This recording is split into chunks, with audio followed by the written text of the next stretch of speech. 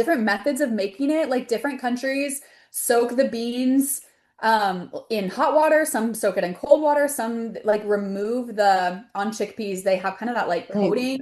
So some of them yeah. like remove the coating from all the beans to make it a little smoother. I'm Lydia. Yes, I grew up in the Midwest in the US. And right Yeah. now, I work as a sustainability and social impact consultant in my day job, but have started doing that through my own consultancy. So I work remotely on my own time, and that gives me the freedom to travel. So I spend a lot of my time moving nomadically through the world and traveling across different countries. I've only been doing that now for about a year full time, and then was doing it Yeah. kind of part time before then.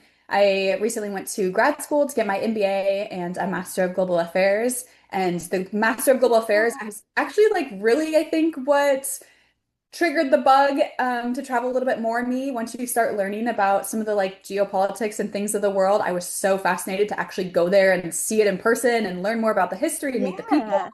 Yeah. So that really sparked even more of a travel bug than I already had before then. But that really made me more full time in this last year.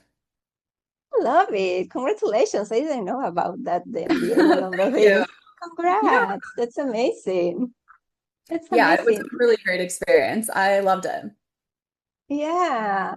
So, and you said like spark even more, but when did the little bug start, the A little seed bug. started? Yeah, honestly, when I was super, super young, I was very fortunate. My family traveled quite a bit growing up, mostly across the US, but on a couple international trips. My dad's family is from the Netherlands, and so we took a family Oh. trip to the Netherlands when I was only about 10 years old. And I just remember being so fascinated by the different culture and the different language and Yeah. meeting like my family that I had never met before there. And I think that's when it Mhm. really started. We did that trip when I was 10, and then when I was 12, I pitched my own trip to my parents. I wanted to go to Haiti, of all places, actually. And for some reason, just felt super drawn to see Haiti and meet some of the people there. And so I pitched this whole thing to my parents about why we should go and when I wanted to go. And I used my birthday that year to like raise money for my trip to go. That's And then amazing. as a family about a year or two later. And so it really started at a very young age for me. I love that story. And So over crazy time, now, like thinking back to it, I'm like, wow, yeah, it's been like a long time that yeah, I've been doing this. but Yeah, like pitching it, like you were like really, okay, I want to make this happen. It was like yeah, you had a totally. plan at 12. Yeah, right. Just And honor type A material right there. I'm like, I'm gonna pitch this. We're going. wait, I want to think that it happened, that trip It that did, you pitched. Yeah. of course. Yes. Oh yeah, we Yeah, made it you happen. made it happen. Okay, Yeah. great. From that time to today, I imagine that your travel style has evolved or changed over time. How would you describe your travel style today?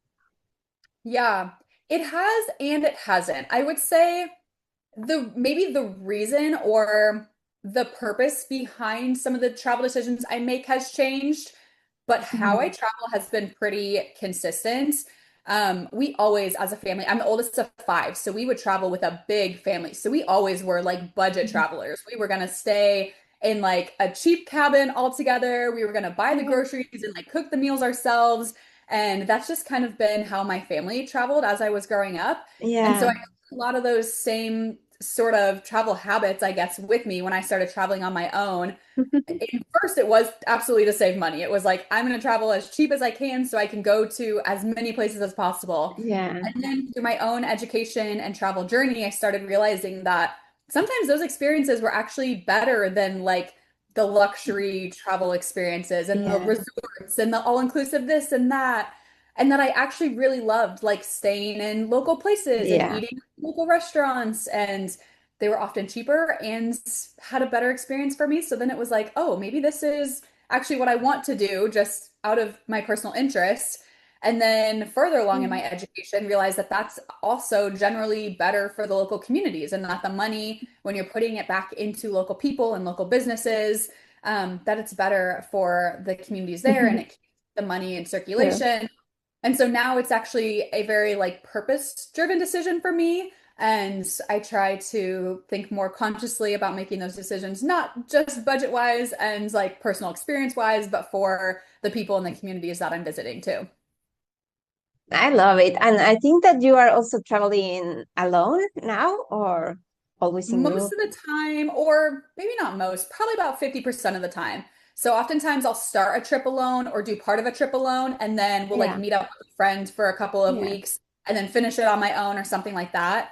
Um, it kind of depends, but I would say about 50% or so of my recent travels have been solo.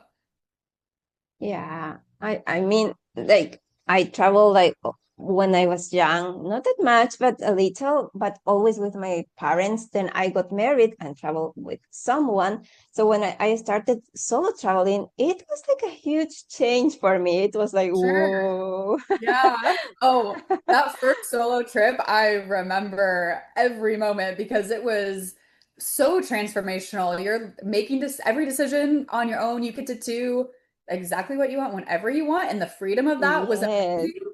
But it also was like disorienting. It was like, oh, there's no one else here to like help me make this decision or to yeah. influence what we're gonna do and where we're gonna go. It's like what do I want? How do I want to spend my time? And Yes. that was super Yes. exciting and just a new experience for sure. I know that question, like, what do I want to do? It was something like it took me some time to understand what do I want, what do I like? When you have all the options in front of you and you get to decide exactly what your day, when your week looks like, it's like, oh, wow, Yeah. that's a lot of pressure. Yes, Exciting though. yes. It's a Yeah. luxury that you need to get to understand. It sounds Yes, weird, but it kind of absolutely. is. Yeah. And I think it also a piece, particularly with female solo travelers, that maybe isn't talked about as much is like of course we talk about the independence and the freedom, but the personal growth of like coming into the confidence of being Yeah. alone and like just accepting that like you are out in the world by yourself and like that takes a little bit of guts too and you don't really Yes. realize or at least I didn't realize or think about it until I'm like going to dinner by myself and I'm like, I'm gonna have to sit at this table alone and like True. all these other people are gonna look at me and judge me, but like I'm kind of excited to do it and kind of scared and really nervous and we'll just kind of True. try it out. And then you try it and it's totally fine and you have a great meal and you're like, I could do that again. And now that confidence starts to grow. And I think that was something unexpected, maybe that came from solo traveling, was Yes. just confidence to be alone by myself wherever I wanted to be. So true. And we, as you said, we don't like repair on those things that are so huge. Um, and talking about transformational, like Yeah. everyone or almost everyone says like traveling is transformational. Do you feel that way? And has been there like maybe one experience that I don't know impact your journey the most, or maybe even how you see life? hmm Travel is 100% transformational, I think. Every single trip I've taken I feel has transformed me in big and small ways. You learn so much by traveling. You get to experience new cultures, new languages, new ways of doing things, new systems, new politics, new religions, like Yeah. new food. I mean, from big to small, you are experiencing so much newness.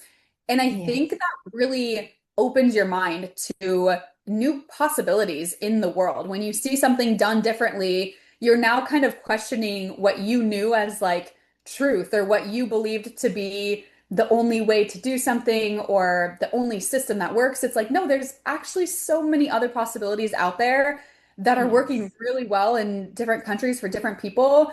And now that I've seen it, I can go back home and like challenge some things in my own community and in my own country in new ways. And that's been probably the most transformational for me, given my academia background as well, like studying politics and environmentalism in school, sustainable development. I Yes. think I had kind of the academia knowledge of how to look at government and systems and policy. And then you go to a country and you see them doing it, and you're like, oh, wait, this works really well for them. And we like learned that it's a possibility in school, but it was challenged a lot, or maybe didn't make sense. And now that I've seen it in That's very practice, interesting. oh, you can actually like we could do this. It could work here. So that's been really fascinating for me. And I think, I mean, gosh, there's so many examples of that that I have seen and experienced. I think probably one of the most transformational experiences, I lived in Santiago, Chile for a little bit. And Yeah. as part of like a study abroad program, so I was actually like taking classes there while I lived there. But we were learning quite a bit about some of the sustainability initiatives that Chile was taking, and they were fairly new to the space. They had only started implementing these new policies within the last like 10 years or so when I was there. And even then, it was like, I think the US positions themselves or thinks of themselves very highly at times. And when we go to these other countries and see that they're doing really cool, innovative things in this space, you realize that the US doesn't really have it all together in a lot of ways. And that was exciting for me because it was like, oh, Chile has implemented like all these plastic ban policies and they have great public transport in the cities and like they're doing these really cool things that the US could be better at. And now here's a roadmap of how they got there and how they're doing it. Maybe there's some lessons for us to take from that. So that was pretty transformational for me. I didn't know that much about Chile before going and living there. So I kind of was going in blind and was so pleasantly surprised with how beautiful it was, how wonderful it was, all that the country had to offer. Got to travel the whole length of Chile from Atacama Desert down to Patagonia Oh, and that's nice. was just blown away. It was so amazing. And we, yeah, took away a lot from that trip. I heard about the Patagonia, like it's amazing. That It's incredible. that Yeah, highly recommend it. I did like the Torres del Paine National Park. We did the W trek. So there's kind of a few different routes to do. yeah, And the W trek was like a few days worth of hiking, but every single day is just stunning mountains and glaciers all around you and really incredible. I really need to go. And what you are saying, it's so true. Like someone said to me in one chat, like you can't believe, and even more today in 2026, everything that you heard that you hear. So if you have the possibility to go and just, open your mind and like see Mhm. things for yourself, like use that possibility because, like information is not always as they tell you it is. 100%. There's so much fear mongering and stereotypes and these different things that generally speaking, are shared and perpetrated by people that are maybe not active travelers or that haven't been to certain countries. Yes. I think of Mexico, for example. In the US, there's so much stigma around like traveling Mexico. My time in Mexico has been some of my favorite travel times ever. Like, I love that country. It's so beautiful. The people are so warm. The food is amazing. Like, I just had Yes. such a positive experience. And you wouldn't know that without like going and experiencing it yourself. And now I can go Yeah. back and say to some of those people, like, no, actually, like Mexico's really beautiful and wonderful. And here's all the reasons why. And here's exactly what I did when I was there. I'm totally safe. Here I am, Yes. like telling the story. Like, let's destigmatize that a little bit because that's silly. We don't need those Yes. stereotypes. Yes, I love it. And from all these trips and all the experiences that you've been living, how would you describe Lydia today in 3 words? Oh my goodness. 3 words. I would say curious, Yeah, I love it. optimistic, and driven. Those are Driven. Nice. And driven, why? I have big dreams, big goals for Love it. myself, for my country, for the world, and I've always been a hard worker. And I think when I get something in my brain, there's not much that's going to stop me. I'm like, this is gold. We're going full speed ahead. Gas is all the way down. And I just am very motivated to see positive change, positive impact. Yeah, So that really inspires me to stick with it and persevere. I love that. Um, so talking about that, I think that your professional and also your journey as a traveler started in a more like conventional path, I Hmm. think, right? And Hmm. how at the moment that you decided, okay, I want something different now, something that feels more like me or in the moment that I am now, that is more aligned with my values, and like how was that transition for you? Yeah, sure. So started very conventionally, did the whole like 4-year university into corporate America, Pathline, worked for a very large global company coming out of university, which I loved and had a phenomenal time working with them. And also, despite loving it, came to a point where I Mhm. didn't feel my work was very purposeful. I was working in a Yeah. marketing position, advertising for products that were cool and exciting, but didn't necessarily make me feel like they had any positive impact on people's lives or were Yeah. really driving change. And that became really important to me. And so I started looking at different opportunities across that company specifically that would help me drive that sort of change. And ultimately found like a social impact and communities role. So moved into kind Yeah. of the like corporate social responsibility or ESG space within the corporate world and worked in that for a couple years, which I really liked. And then found myself once again being like, I want to do more. Like I love this type of work, but there's only so much that a corporation that ultimately is driven by bottom line profits is going to Yeah. do in this space. And I want to push it even farther. And so that's when I went back to grad school and did the whole grad school thing.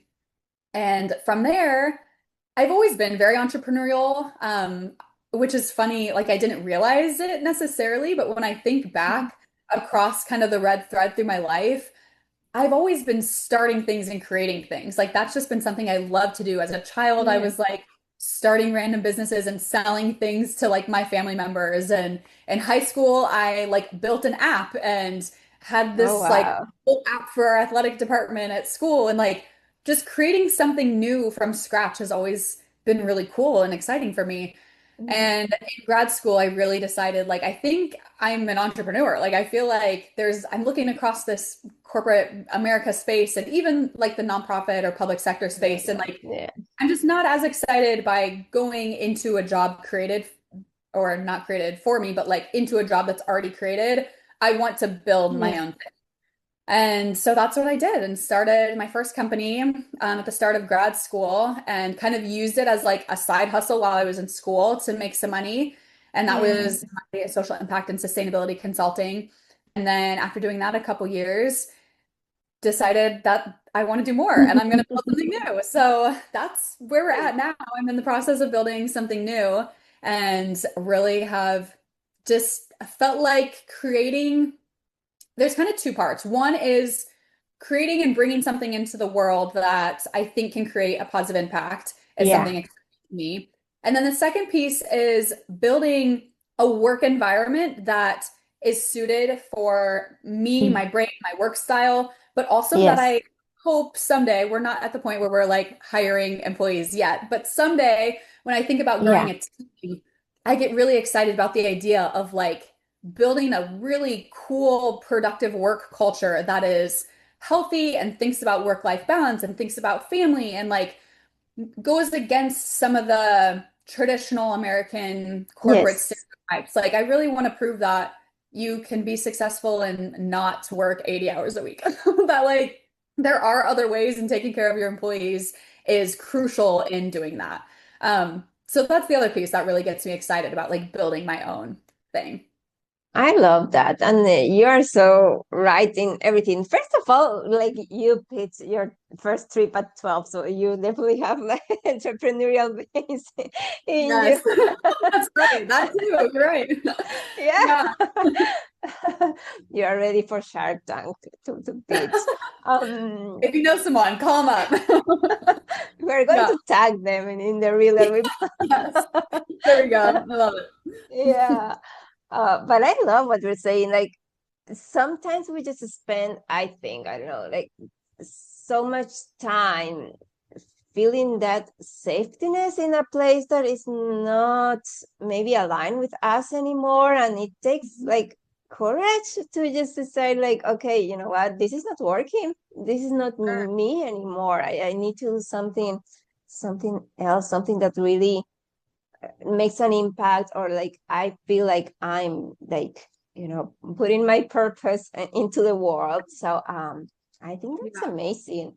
And I would love if you have like, because it's not only you, like I have felt that too so many times, and I know a lot of people. What would you say someone young who wants to do something but are just stuck in the safeness of what they know? Mhm. What's the first step to go for your dreams or to? Yeah, that's a hard one. Having done the entrepreneurial thing for a couple of years, I can absolutely look back at my corporate life and feel a little envious of the safety and security that came with that, the regularity, the Mm, predictability. I think I maybe underestimated how valuable some of those things were. I don't regret my decision at all. I would do what I did every yeah. single time. But there is a point where it's like those things are valuable, and that's very real. You need to be in the right headspace where you feel safe enough taking the risk. I think that's kind of the biggest trade-off Mm, is like recognizing that there is a very real risk and you need to be regulated enough to put yourself into kind of a voluntarily stressful position for a little while. And if you feel ready to do that, well, and I should back up. There maybe not be a time where you actually feel ready. That's the other piece to it yeah, is sure. on paper, you could look ready and you still might not feel ready. But if you literally can make it by, like, this probably comes down most importantly to financially. If you aren't sure what like the actual financial outcome is going to be from leaving your corporate job and jumping into your own thing, like have a financial Yeah. safety net. It's the most important, like baseline element. And if you have that, then Hmm. it becomes more of a decision, not so much of like, okay, am I like mentally ready? Are my skills developed enough? Or am I smart enough? Is it, going to work? Is this a good enough idea? Those things you suddenly become far less important, to be honest. Then it's just like you got to take a little bit of that jump first and you get ready once you jump. And so if you have the safety net there, financially, like you'll be able to cover what you need to, even if it's for like a short time for you to try it, Yeah. have that in place first and then just do it. Then it's just like you got to go for it. You can't sit and wait for everything else to be totally ready. So there's a little tricky balance of like, well, I'm kind of ready, even if I don't Yes. feel really ready.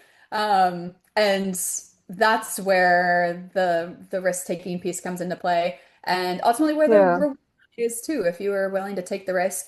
For me, having a little bit of like pressure. So just if we stay in the financial analogy, like I started my business while I was in grad school, and so it was a way for me to Mhm. make money on the side. And I had enough of a savings where I knew, okay, if I don't make any money from this for like the first year, I'll be okay. After that, I'll start to get in trouble. But I have about a year Mhm. to like figure out how to make some money on the side while I'm going to school. Yeah.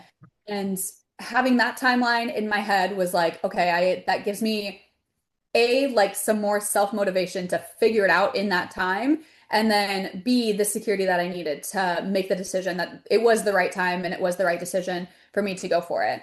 So those two things together, I think is the best sort of situation to put yourself in before making the decision.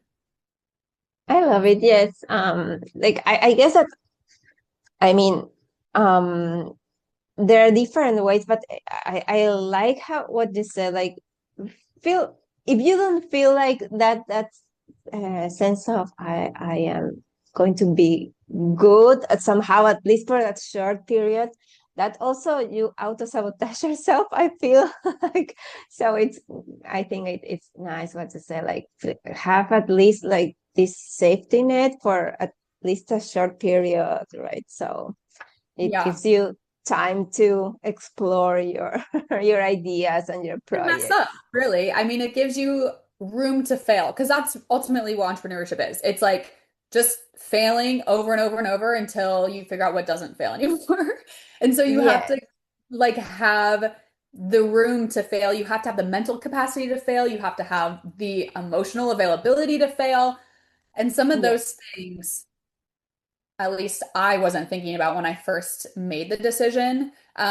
And now, as I'm building this second startup of mine, I'm like, nice. all right, I can see what's coming, and like I'm preparing myself now for the rejections and for a lot of failures, a lot of challenges. I know that that is going to be part of the package, but if I'm Yes, ready for that, then it's a lot easier to navigate, and I'm not as caught off guard when it happens. yes. I love that. Yes, the reactions. It hurt at the beginning, but then you just get used to it and don't take Right. it personal. Basically, yeah. Yeah, it Yes. hurts at the beginning. Um, so on your account, Lydia, you talk about sustainability, you talk about exploring the world in a more mindful way, environmental and social change. What is one change that you would like to see in the travel space in the short soon or in the short time? Yeah. I this goes back to kind of what I was talking about in some of my own travel practices. I would love to see a greater emphasis on travelers prioritizing the local communities, local businesses, local people, local experiences, and being mindful of where their money is going. There is so much Yeah, economic leakage from travel where, as international tourists, we go to a place and we pay for a tour company, we take an international flight, and we do these expeditions or cruise lines, and all the money just leaks out into other countries and that community that we are trampling literally under our feet, that we yeah, are driving on and leaving emissions in then is kind of left with like nothing. And so I would love to see a greater, and I think we are starting to see this shift a little bit.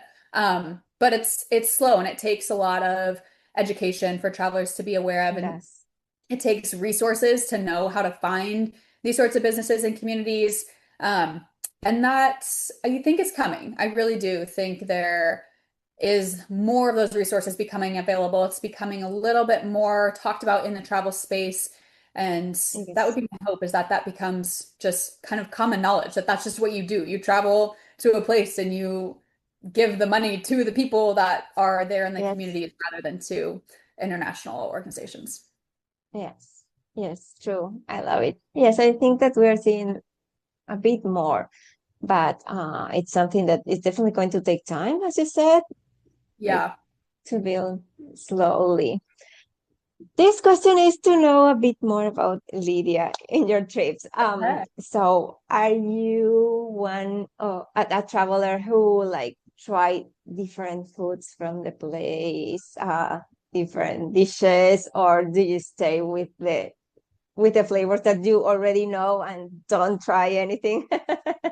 Oh, I will try anything and everything. I am not a picky eater for one, thankfully. And two, I think my curiosity gets the best of me and I'm like, well, I don't know if I like it or not if I don't try it. Like this could be my new favorite food. I have to give it a shot.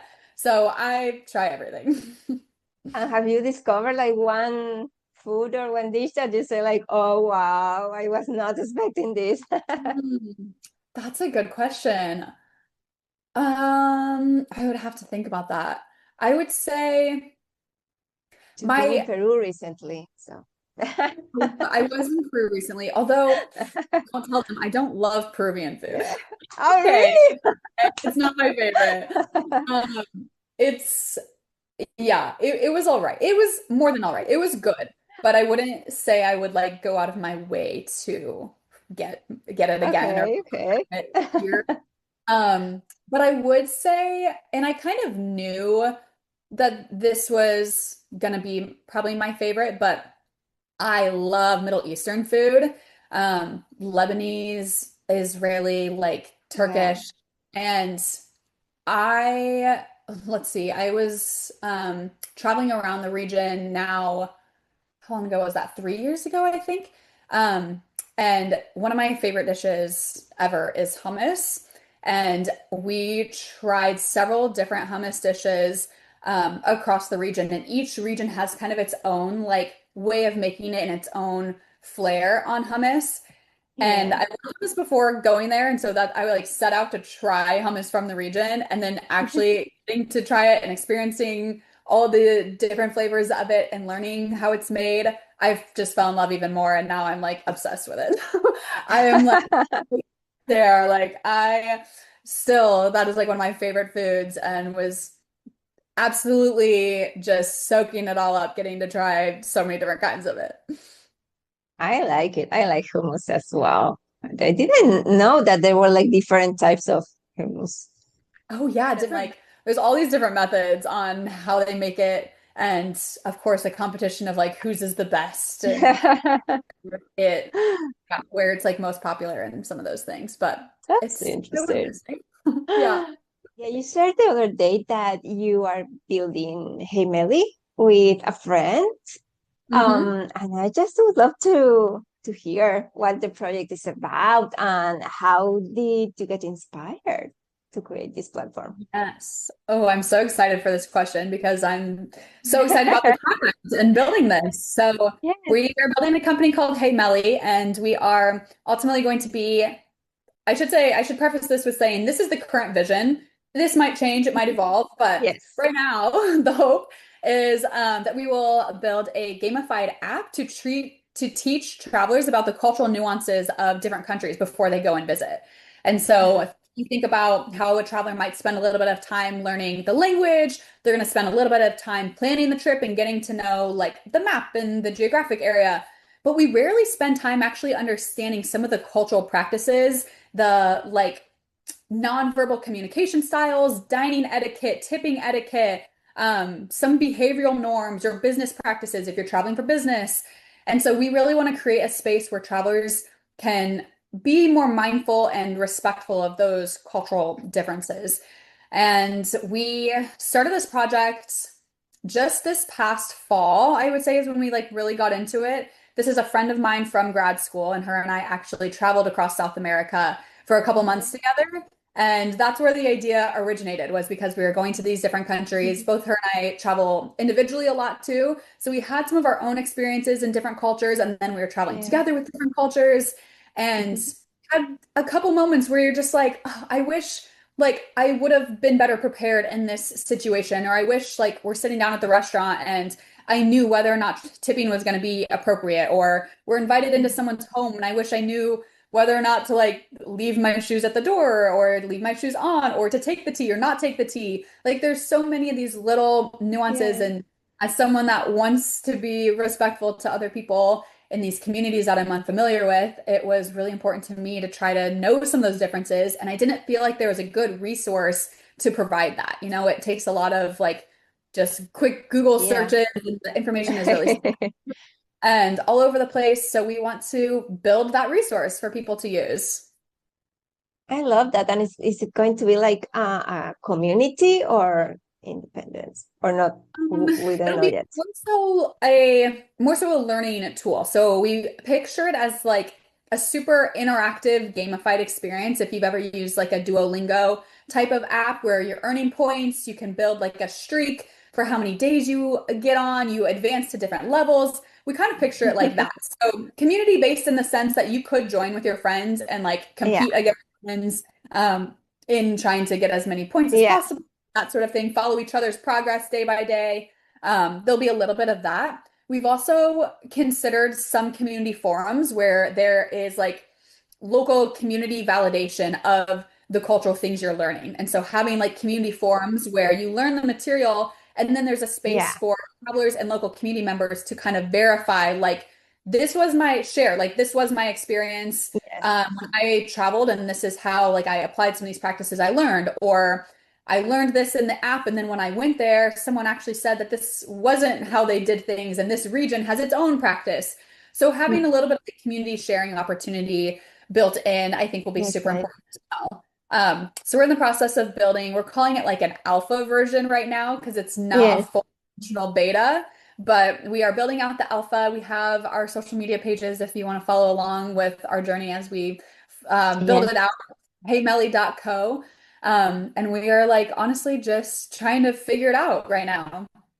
I love that. I think we are always trying to figure out things. Honestly, I came to that conclusion. That's true, right? um, Everyone's just trying to yeah, figure it out. yeah, yes. Yeah. And even when you are still shaping it, do you like? Can people collaborate in some way? Would you like someone to people to join to this process in some way? Yeah.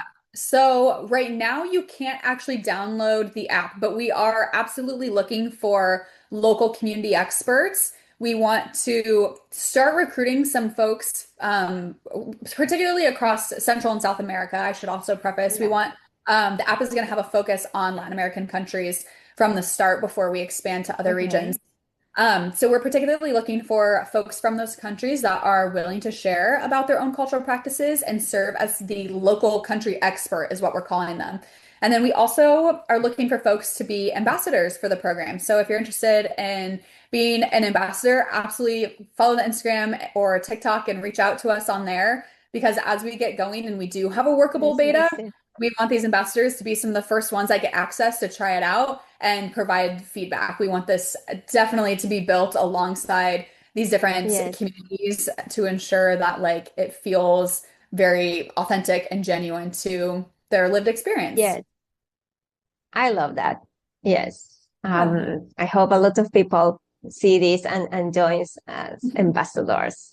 And That's yes, and great. I love that you're starting with South America. I think that um well, like just like anywhere, I guess, but like each country has their own, their own cultural Totally. things or like traditions. So it's awesome. It's going to be super interesting.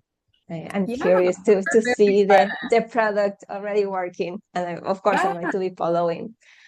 Lydia, you are building and shaping not just Hey Meli, but your previous your previous brand, and both are like causes or missions that you feel deeply connected with. To every journey, I think that has like two sides, like the challenges that bring us the lessons and also the moments of deep like joy and that you feel proud of because you are doing this and making this happen. What's from your journey so far? What has been one lesson from this journey and one thing you feel really, really proud of? Hmm. Oh man. I would say let's start with the lesson. I would say the biggest lesson is to take action over reaching perfection. I I feel like I try so hard to like reach this state of making things perfect before I feel ready to like share them with Yeah. the world. And I just come to realize that there never really is a perfect state. Everything is iterative. Everything changes and pivots and it should. And if I'm waiting to get it to a perfect state, I'll never actually share it. And so I'm something I'm still actively working on, to be honest. I'm not great at this still, but have just started to realize how important it is to just take action earlier, to start pitching earlier. Even with Hey Meli, we're realizing like we might not have a workable prototype, but we got to start socializing this. We have to start telling people about it, getting feedback.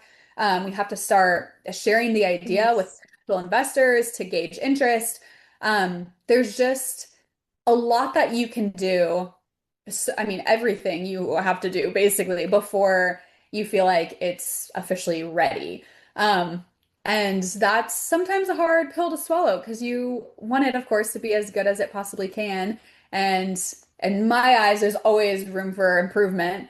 And so just accepting that, like, okay, I realize this could be better, but someone else doesn't have the same vision for it as I do. Yeah. So they're viewing it with fresh eyes and are going to see it as a strong product. And I can explain to them how we want to make it even better, but without them seeing the end vision, like how it is right now is still going to be good.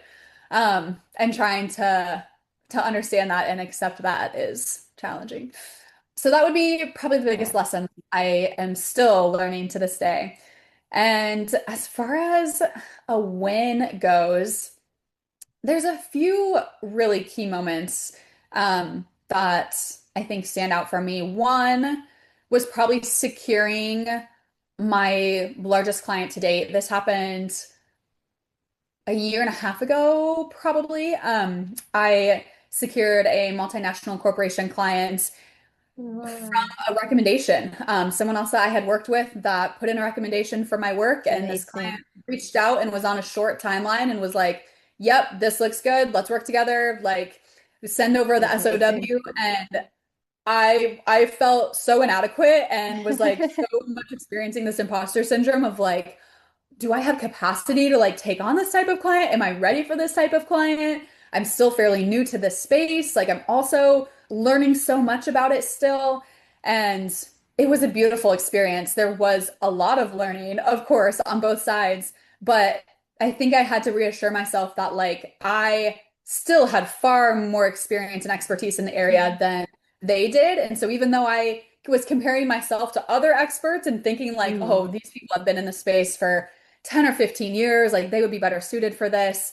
I still had to remind myself, like, you still have more knowledge than they do and can help them get to the next phase, um, and support them in their journey here at the early stages. And so that was both a huge, I guess, a win and a lesson, kind of. But Yeah. huge win to secure that client and to get to work alongside them for almost a year. That was about a 10-month contract with them.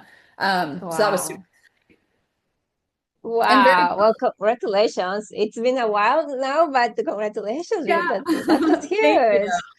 And Yeah, thank you. I see myself, I totally see myself in your challenge. I can see reflected in every word that you said, like about, Yeah, yeah, it's it's very like, real, especially when you're active on social media space. That's probably one of the most applicable spaces because you are literally putting your face and your ideas and yourself out there so publicly that yeah, it can be tough. Yeah, yeah, and you're never ready. Like never. Yeah. always something is missing. Yeah, yeah, I know. Um, this question is also about Lydia. If your life were a book, how would you call this chapter? Oh, oh my goodness. I love this question. And also, I have not thought about this. What would I call this No chapter? worry. Hmm. I think this chapter feels like the launch pad. I would want Mm. a more clever name, like the I don't know. It's like the trampoline or the something. I guess Launchpad is probably the best fit. Um, but it feels like gearing up for another huge phase of growth. And I I think like it. I'm still very much growing, but I'm not fully in it quite yet. But we're like getting ready for that trajectory point is what it feels like. Um, Yeah. yeah, I'll leave it at that. I love it. I love it. This chapter. And I'm going to be following this chapter and the next one too. From So, all the trips you've done, all the experiences that you have had, what are your top one or two top experiences or moments that some those that you just have closest to your heart for any reason that live rent free in your heart? mhm. I would say my first solo trip. I traveled across Southeast Asia. It actually was not supposed to be a solo trip, so I was thrown into a solo trip unexpectedly because the people I was supposed to be traveling with didn't get their visas approved. So Yeah. I was part of this trip that was supposed to be with three other people and ended up being the only one with an approved visa. And within about like 2 weeks, it was decided that I should just go by myself. Um, and that whole experience of like going through the visa process, realizing I was going to go alone, deciding that like that was going to be okay, and then doing it by myself, was just a crazy period of life and situation to be in. But then during my travels, I remember specifically being in Vietnam was probably the most like impactful time for me, in a country where the language is so new and foreign. Not many people even spoke English. So there's a massive language barrier. Yeah. A country I'd never been to before with food that I didn't even know what it was. Like there was so many new experiences. And also, this is my first time traveling alone. And it was so amazing. Like it went as smooth as possible. I had no really real travel hiccups. I was healthy the whole time. I met amazing people. I had so much fun. It was just like all the pieces fell into place and made this first solo travel experience the best that it could Amazing. be. And so it's kind of this like little, it feels like a bubble moment that I just will like memorialize in my brain forever because it felt Yeah, perfect. It was like I would change nothing about this. Um, so that is probably top of my list. I love it. So, what in your opinion, what makes a trip like memorable and like beyond the moment to live beyond the moment? I think a lot of it is where I'm at in life, where my head is at, where my heart is at. I think to fully experience a trip and a place and its people, you have to be open to experiencing it. And if you Yeah, are true. not, or you're going through your own things and you're spending, too much time up here and not like present in the moment, then you really don't get to experience that trip to its full extent. Yeah, So I think making it really memorable is one, like being super present, being very open to whatever that trip brings you, being open to new people and new experiences, and then embracing them as they come is really what like creates those moments that like you weren't expecting and that end up being yeah. best parts. No one ever mentioned that, and I love that. Yeah, so true. Like being present in the moment, because if not, even when the most magical thing is happening, you are not going to notice it. Like, I love that. Yeah, you won't notice it or you won't be fully there to like experience all that it has to Yeah, offer. yeah, I love that. I have my last question. It went so fast. What are some goals, projects, dreams for this year? Mm. A big one, as you could probably guess, is Hey Meli. So Yeah, making sure that yeah, Hey Meli really gets up and off the ground is a huge goal and dream of mine. I, by the end of the year, like would really love to see that working beta up and running, have some funding under our belt, and start sharing it with the world. That would be yeah. amazing.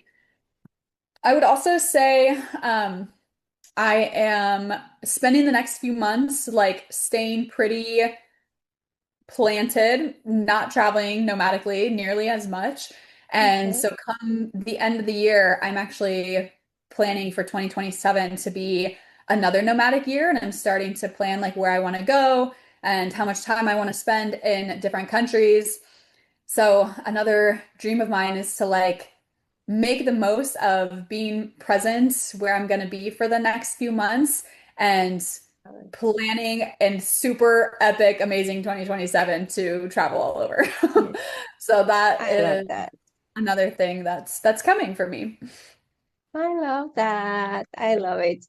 Very Thank you. Thank you so much, Of Lydia, for joining course. me today. I'm going to be sharing, of course, all the links to Hey Great. Meli, to your Instagram account that people can connect with you. I really hope that a lot of people join, like see this conversation and join, because I think it's awesome what you're building. I mean, it's like a very cool idea. It's so true that sometimes we just go to places because it takes a lot of time to investigate about the culture, about the traditions and that, and having one space that give us like the most important things or resources before going. I think it's amazing.